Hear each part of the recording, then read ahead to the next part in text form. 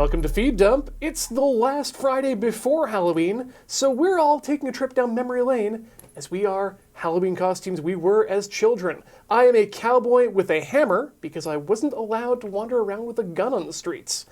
Joining me this week is a tube of toothpaste. It's not a particularly scary Halloween costume, but I was super into oral care that year. And a dinosaur. What? I just really dug dinosaurs.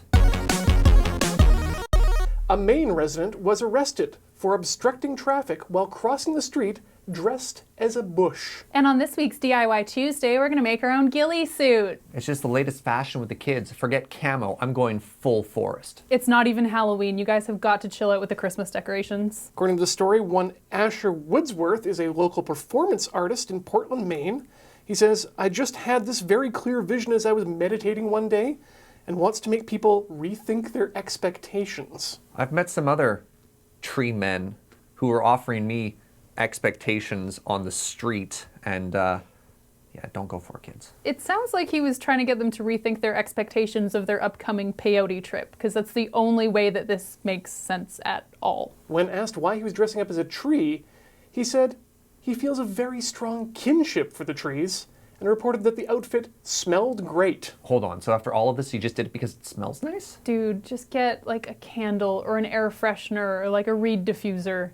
I shit you not, I spent like 30 minutes today smelling like pine candles. They're really good these days. You don't need to dress as a fucking tree. Well, the outfit was made of a mixture of different trees, and it took he and his friends several hours to put it on. He has friends? Not just one, but multiple friends? I don't know, Kate. What if his friends are Ents? Like from Lord of the Rings? That would totally explain why it would take hours to put that costume together. Oh, Lord of the Rings. I thought you guys were talking about r/Ents, where the top post is now, "Got stood up on a date, so I'm smoking until I'm convinced Pokemon are real." They call themselves Ents because they smoke trees.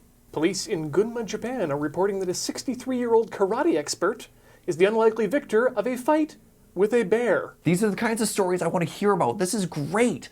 Continue these martial traditions. Go into the forest and fight a bear. Actually, real talk, don't fight a bear. That's not a good idea. Atsushi Aoki was fishing in the mountains of Gunma Prefecture when the animal emerged from the woodland. Mr. Aoki says that the bear had rounded ears that were perfectly circular like that of a teddy bear, and his face was so huge. Round ears, huge head. He's just describing a bear. That's just what bears look like. The bear had such strength. I was knocked over when it leapt at me, it scratched me and bit me, but in the end I managed to trick the bear, poked in its eyes, and it ran away. This doesn't sound super martial artsy. Poked in the eye sounds like my last encounter with a cat. Serge, you clearly just don't know martial arts very well. Poke in the eye is like black belt stuff, and I'm pretty sure you only got to your green belt, so... Oh no, Kate, you got that wrong. The cat poked me in the eye. Wait, is that why you call my cat Sensei? Dateline, Lehigh Valley, Pennsylvania. The local marathon is delayed by 10 full minutes because of what? The final person crossing the finish line at the last marathon. They take forever. Stoned guy dressed as a tree? Stoned old man dressed as a tree. Stoned old man dressed as a tree attacking a bear. Karate Cat Sensei teaching the stoned old man dressed as a tree how to fight the bear. Sweep the leg. No, you're both terrible at this game. It was actually a train. A slow train crossed the path of the race, causing 100 of the competitors to be delayed by up to 10 minutes, one of whom was on his last chance of his life to qualify for the Boston Marathon, and came in 8 minutes over his qualifying time. No! Fucking trains. Kate, that sounds like you got personal beef with trains. I do, and that's because I got stuck in between two trains at TwitchCon in San Diego for 30 minutes, and people decided instead of just waiting for the train to move that they would start crawling over the train, but also under the train. Then the train started moving with two girls underneath it, and it was the worst thing I've ever seen in my entire life. Let this be a lesson to you, kids. If a moving train is in your path, just wait. It's not worth it. Wow, Feed Dump, an oddly cogent source of good advice.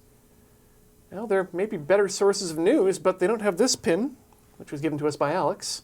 And they don't have this hat, which was given to us by Texan Reverend, which I think makes me look quite the fool. It's got neat little jingly bits. They're actual brass. Tastes terrible.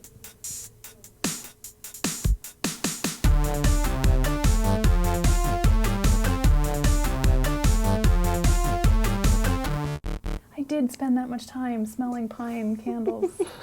I want one that smells like a Christmas tree.